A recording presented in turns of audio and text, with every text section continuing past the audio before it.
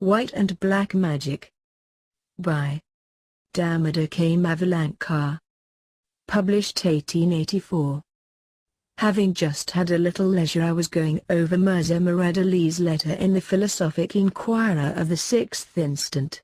Colonel Ilcott's reply covers the whole ground in essentials, and I would have remained contented with it, especially that I may not be the cause, directly or indirectly, of any more exciting the nervous system of one upon whom I once looked with great respect and affection for his intellectual powers and what seemed to be unflinching devotion to truth, had it not been for the fact that I apprehend the readers of the Philosophic Inquirer will not form correct ideas concerning white and black magic, were not the subject entered into a little deeper than Colonel Ilcott had the leisure to do.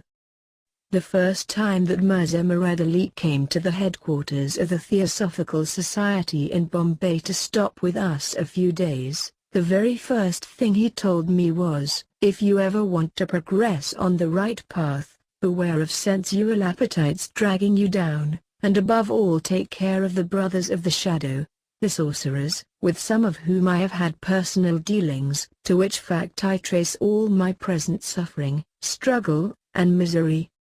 These are not his exact words, but this is the idea he conveyed to me, and confirmed in all his subsequent conversations.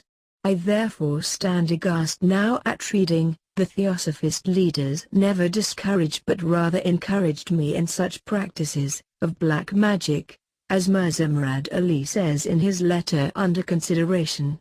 I cannot believe he is willfully misrepresenting facts, but will fain attribute his present forgetfulness to mental aberration, caused by nervous exhaustion brought on by his futile struggle to get over the horrors of black magic and rise up to the spiritual glories of an adept.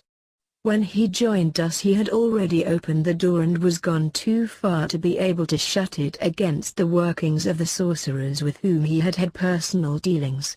I only pity his fall and hope he will not have to share the fate of all black magicians.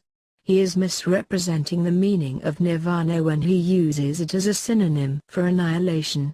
Yes, it is annihilation, not of the spiritual ego, but of the lower principles in man, of the animal soul, the personality which must perish. The powers of black magic are due to the will power engendered by a concentrated form of selfishness.